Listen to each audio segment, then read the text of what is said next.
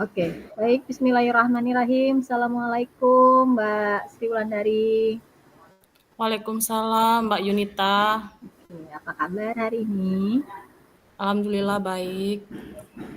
Alhamdulillah ya, kesehatan yang paling utama.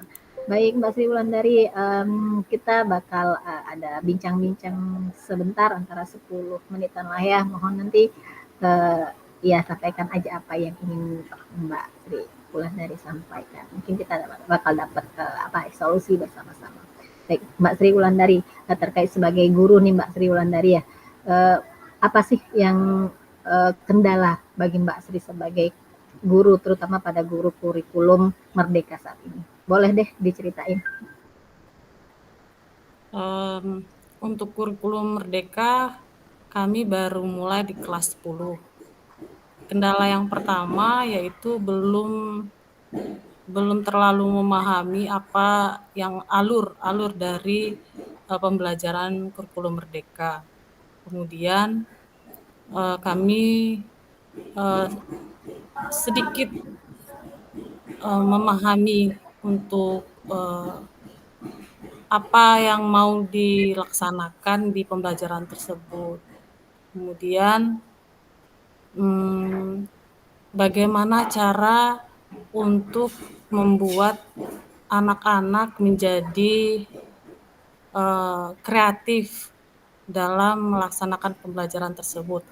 Bukan kreatif saja, tapi aktif. Di kurikulum Merdeka dituntut untuk anaknya aktif dan kreatif ya, Mbak Yunita.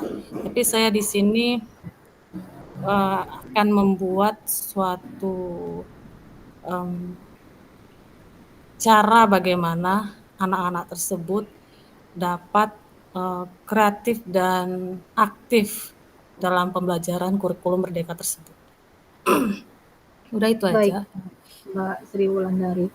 Kita tahu bahwasanya memang siswa kita tergolong banyak di satu kelas yang Mbak Sri ya. Bisa 30 sampai 36 siswa, dan memang mungkin mungkin ada beberapa hal yang sudah difikirkan oleh Mbak Sri mengenai bagaimana cara meningkatkan keaktifan dan kreativitas siswa. Mungkin Mbak Sri ada beberapa metode atau trik yang sudah dilakukan saat ini? Kalau untuk metode, saya menggunakan seperti yang kita pelajari, yaitu ada metode berdiferensiasi. Nah, di sana banyak yang kita bisa apresiasikan terhadap anak dalam metode pembelajaran yang kita laksanakan. Seperti ada di sana konten, produk, sama proses ya. Nah, di sanalah kita bagaimana mengkreatifkan suatu pembelajaran tersebut supaya anak bisa kreatif dalam kelas seperti itu. Oke, pembelajaran berdiferensiasi yang sudah Mbak Sri Wulandari laksanakan, apakah menurut Mbak Sri Wulandari sudah cukup efektif untuk membuat anak aktif dan kreatif? Kalau menurut saya untuk di desa kurang, tetapi kurang. Kenapa kurang? Karena pertama, ini metode pembelajaran yang baru dilaksanakan. Kemudian anak belum terbiasa. Tapi untuk membiasakan tersebut, gurunya lah yang harus membuat anak tersebut jadi tidak kaku dan senang dalam menjalani pembelajaran tersebut. Oke, menurut Mbak Sri, mengapa kok secara psikologis, Mbak Sri tadi bilang antara siswa di kota dan di desa itu sedikit berbeda. Kalau pembelajaran di desa, seperti yang Mbak Sri katakan, itu sedikit kurang efektif ya.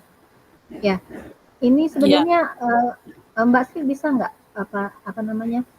menurut Mbak Sri apa yang mempengaruhi anak desa itu menjadi suatu faktor ya faktor yang menyebabkan anak itu kurang keaktifannya dalam pembelajaran berdiferensiasi? Kalau sebenarnya lebih ke ini apa ya, minat, motivasi. Kalau di desa itu kan anak-anaknya minat dan motivasi yang kita bangun, bukan secara teori maksudnya, teori, tetapi minat dan motivasinya dulu. Kalau di kota mereka sudah ini, minat dan motivasinya sudah terbangun sekali. Kalau di desa kan belum. Jadi gurunya yang harus lebih kreatif dalam membangun bagaimana pembelajaran tersebut dapat eh, dapat menyenangkan, tidak membosankan. Seperti itu. Baik, apakah sejauh ini Mbak Sri Wulandari sudah melakukan pembelajaran yang menyenangkan untuk siswa-siswa Mbak Sri?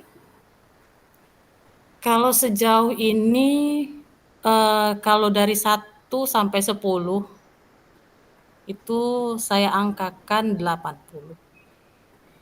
Kira Sisanya belum. belum terlalu ya. Oke. Kira-kira apa yang bisa Mbak Sri lakukan untuk bisa mencapai poin 10 sebagai guru yang bisa menyenangkan dalam pembelajaran? Saya mencoba untuk mengikuti beberapa pelatihan dan salah satunya ikut CGP ini. Nah, dalam mengikuti CGP ini saya tahu bagaimana cara untuk menyenangkan anak dalam pembelajaran. Jadi guru itu tidak berdiam diri di sekolah dan menunggu sesuatu yang ide sendiri itu nggak mungkin. Jadi kita itu keluar dari zona nyaman. Kita selalu mencari ide-ide yang dibuat misalnya pelatihan yang dibuat dari PMM, terus ikut CGP ini, itu kan bisa membuat perkembangan dan kompetensi kita menjadi lebih berkembang seperti itu. Terlebih dari tujuan kita yang sebelumnya, tapi kan di sana kita dapat ilmu yang banyak dalam melaksanakan mengikuti pelatihan tersebut. Kemudian kita juga jangan diam diri saja. Kita juga hmm, ber, eh, berkolaborasilah dengan teman-teman yang ada di sekolah-sekolah lain. Jadi jika kita berkolaborasi dengan teman-teman sejawat yang lain, maka ilmu kita itu akan bertambah seperti itu. Baik, seandainya Mbak Sri Wulandari sudah melakukan hal yang terbaik untuk mencapai poin 10 dari suatu kreativitas sebagai guru untuk menyenangkan siswa untuk mencapai tujuan pembelajaran yang maksimal, ternyata memang output yang diberikan oleh siswa itu tidak sesuai dengan harapan Mbak Sri. Lantas apa yang bisa Mbak Sri lakukan? Jangan pantang menyerah. Jangan pantang menyerah ya, dengan terus melakukan kita jangan kolaborasi pantang menyerah. dan inovasi Iya. pembelajaran guru ya. Oke, baik. Terima kasih Mbak Sri Wulandari, sangat inspiratif sekali. Semoga apa yang dicita-citakan terwujud ya, kita semangat selalu menjadi guru inspiratif. Terima kasih Mbak Yunita. Yang terus memberikan tuntunan kepada siswa, bukan tuntutan. Terima kasih, salam sehat selalu. Assalamualaikum warahmatullahi wabarakatuh. Waalaikumsalam warahmatullahi wabarakatuh.